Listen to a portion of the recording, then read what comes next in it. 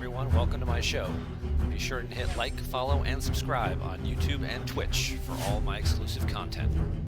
Hello again, Fleet Commanders. It's here, finally. We have the launch of G6 content. Big exciting day. It's November Arc launch day. We got board cubes going crazy, but a whole lot of other stuff was also released. And I'm here to give you a quick peek. We'll give you a peek. Just a peek? Can we get Stevie a peek? No, just a peek of what's going on with these new ships. So the Dideritics, this is currently one of our best G5 epic ships in the game. Starts out, these screenshots are taken from an Ops 60 level player's current account. So the base value of one of these ships starts at 408 million. As we've seen, once they get tiered up all the way, they're at like 1.5 billion, give or take a few hundred million in terms of power value. But what about these brand new G6 ships that are coming out? What are we talking about? What are they going to look like? Well, that same player was kind enough, thanks Gan, appreciate it buddy, to give me screenshots of all of these ships from his docks. Federation, Uncommon, Shipyard, 63. I know the print's a little small, can't make it any bigger. Wait, hang on, maybe I can zoom in a little bit. Maybe we can do this. Zoom to 1. There we go. Let's do that. All right, so Dideritics, 408 million. Akira, which is our Federation, G6 Uncommon, buildable at 63, as expected. 869 million power, so slightly more than double a G5 Epic. This is the same scaling that we saw going from G4 to G5 in terms of, hey, a Tribune is this and a Northcut is this right out of the box, basically double what it was. So significant jump up. Obviously, we won't know what these ships will scale up as because you have to move in. There'll be more research involved in things, but presumably they're going to be a lot bigger than the G5 counterparts. So here's the Akira, 869, looking even at base hull health, 718 million compared to 268 million. Attack and defense values. Now this is an interceptor, so those are going to be a little different too. Let's go find, here we go, the Negvar. 143 million attack, 790 million health. Significant increase over the Dideritics. You can also get a look at some of these ship build abilities. Increasing ion storm resistance, asteroid field resistance, radiation resistance. Those must be some of those new hazards we've been hearing about in some of these new G6 systems, which are way out on the far right-hand side of the map. If you haven't looked at it yet, they're out there. Require Ops 61 to even reach them to unlock the paths, because you have to do the whole flight path thing. So not getting out there, not taking your Voyager and going looking there early. They put the appropriate Ops gates, mission chain, to lock those out like they did with Deep Space back at Ops 38. Minerva here is the counterpart to the Corvus, basically. They're following the same pattern, it looks like. Again, with Klingons getting the uncommon battleship, Federation getting the uncommon interceptor,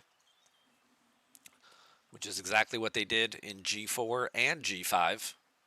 Is that also the same in G3? No, G3 is opposite. No, G3 is the same way too. Klingons had the Bortos. So yeah, so following the same pattern that they've followed all along. We move on. So these are 900 million. 980 million for the battleship. Okay. So big upgrade if you can get to Ops 63. We don't know what the requirements are going to be for that yet, but hopefully they'll be releasing those soon. What else do we have? Oh, well, here's our G6 rares, which are buildable at Shipyard 66. We get the Titan. I know what you're thinking. We already have the Titan in the game. It's a crappy support ship that doesn't really do a whole lot. No, that's the Titan A from the Picard series. This is the USS Titan, which is what Riker captained in Lower Decks. It is our G6 rare, tier 1 of 18. Oof, didn't even notice that on the last ones. Tier 1 of 15. Ooh, these things got a lot of tiers compared to what we're used to seeing, like tier 9 or maybe tier 12. These things have a lot of tiers, relatively speaking. Going to be a lot of upgrading involved, but perhaps it will mean that they'll have additional officer slots at these higher tiers than what we're used to seeing. Just 5 officer slots on some of these G5 ships. Maybe now we'll get that 6th, 7th, 8th slot available. Could be awesome. But we're already talking about base value at Ops 66. Now, again, this is an Ops 60 player stats. So these are going to go up because between 60 and 66, your buildings are going to go up, your research and things are going to go up. So these values are going to be significantly higher by the time you actually get there.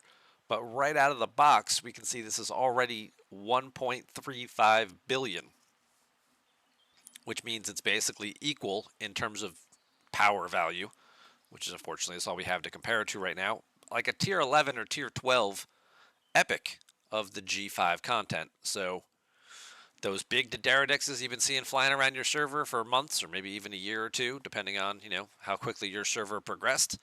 Well, now pretty soon you're going to be seeing something a whole lot bigger. Because if this is where they're starting and this thing's got 18 tiers, depending how far people push these things up, they could definitely get up into that 3 billion range, maybe 4 billion by the time all is said and done. Increases base shield piercing by 1,000% against hostiles. This is a battleship. Battleships have the combat triangle advantage, and they do more shield piercing, which is how they beat up on explorers, because explorers have a lot of shield deflection. So giving them a base value of 1,000% increase to that drastically going to lower the mitigation of hostiles. Now, we don't know what the new hostiles are going to look like. They might have ridiculous values, might have billions of shield deflection. So maybe this is actually a necessary thing. Or maybe it's going to keep people from punching up and taking out targets unless they have the appropriate level or class of ship. Not going to be able to punch up, bringing your Daenerydix out into one of these systems, if you can get it out there, and fighting with stuff, because their shield deflection is going to be so high, they're going to deflect 50 or 60% of your damage. You're going to need to have a ship like the Titan instead to do it. We don't know, but the ship looks pretty cool. What else do we got? Oh, by the way, blueprint counts are still the same, right? 350 for the rares, 150 for the epics, and I'm sure for the uncommons, and I'm sure 650 is what we'll be seeing for the epics when we get there. Our rare ship, the Koskari. Okay, looks pretty cool. Similar, we're taking similar models and we're just kind of painting them a little bit darker. All these, instead of having the traditional like green tints to them, are a darker gray version on all the Klingon ships this time around. Okay. And we've got the Velox, which is a cool looking little interceptor class ship for the Romulans. Again, 1.2 billion right out of the box. You ready for the epics? Let's see what we got. Oh, it's the Enterprise E. This is the ship from First Contact that we saw introduced there, as well as featured in the rest of the Next Generation movies moving forward. Increases decimator damage by 2,180% while having morale. All right, so Explorer class, you want morale. Don't know what a decimator is. Maybe it's like a specialty bonus weapon, kind of like the Obliterator that the Augur had. So if you got morale, your big weapon is going to give you a whole lot more damage. But look at just the base value of this. 3.4 billion power approximately is what we're starting at. And it also has a full 18 tiers to work with on this ship. And as you can see, the blueprint count is 650. Hull health, 2 billion. Again, that's right out of the box. Now, this number will be slightly different when you see the full stats in the details tab and down below, but, giving you a good approximation of what it is you're going to be looking at. Attack values, defense values, off the chart. What do we got for the Klingons? Well, they've got an interceptor. They've got the Crenshaw. Also, this is increasing disintegrator damage, is what it's starting at, against opponents with hull breach. So again, playing into the specialty abilities that we're used to seeing on particular classes of ships. Interceptors with hull breach, explorers with morale, and I'm sure we're going to see the battleship have a burning trigger for its specialty weapon. Just shy of 3 billion out of the box. Interceptors always being a little weaker, having a little bit less in terms of hull health. But again, we're probably rounding those numbers, so slightly smaller there. Probably have a little more punch-up damage, though. Or one-shot big power capability like we used to see with the Saladin and things like that. And our last ship is the Scimitar, which again does get a bonus when they have burning, but it's increasing weapon damage by 1,800% against opponents with burning. So you're not getting a specialty weapon that's getting a bigger bonus, like this one has a 2,200, we'll call it. This one only an 1,800, but it's all of its weapons. So it doesn't have a specialty weapon like the other two ships do, but this might actually be better because if it's got 3 or 4 regular weapons and they're all getting an 1,800% weapon damage bonus. Now again, because of power creep in this game, 1,800%, not nearly as good as it once was. I mean, any bonus is still good. But this is again also at level 1. This thing has 18 tiers, means it can go all the way up to level 90. So depending on what this increases, even if it's just 1 or 200, 100% per tier or something like that, you could still double this up and get like a 4,000% weapon damage bonus maybe by the time it gets to its final thing. Don't quote me on that. That's just a guess. Obviously, we can't see it. The numbers eventually will be available on stfc.space once everything gets uploaded. But I did want to take a minute, give you the quick screenshots to show you what's going on. Again, talking about 3 billion in base power. Yeah, ships look cool. Obviously, they completely dwarf their G5 counterparts, which is kind of the same way G5 was with G4 and G4 was with G3. That's just the growth and the progression of the power levels in this game, and I'm sure it will continue to be that way for years to come.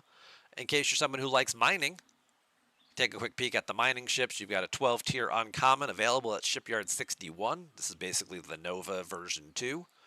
And then when you get to 68, you get faction miners. So this is again similar to the G5 faction miners that we have now. These are nearly 300 million in base power. Obviously, we don't know what the mining rates and stuff are going to be. Plus, there's going to be, I'm sure, a whole host of researches related to G6 mining that are going to come into play. We haven't even seen the G6 nodes yet because, again, you have to go to Op 61 to even unlock the flight paths and stuff. But here's the cool looking ships. They do look cool. Again, seeing the Klingon with this dark gray paint option compared to some of the other earlier ships. And lastly but not least, the Romulan counterpart. Hope this helps. Give you a little sneak peek of what's to come. Just something fun to look at. Thank you very, very much for watching. Be sure and check out the Twitch live stream this week, where we'll be exploring more of this new content as it becomes available. And I'll see you around the galaxy.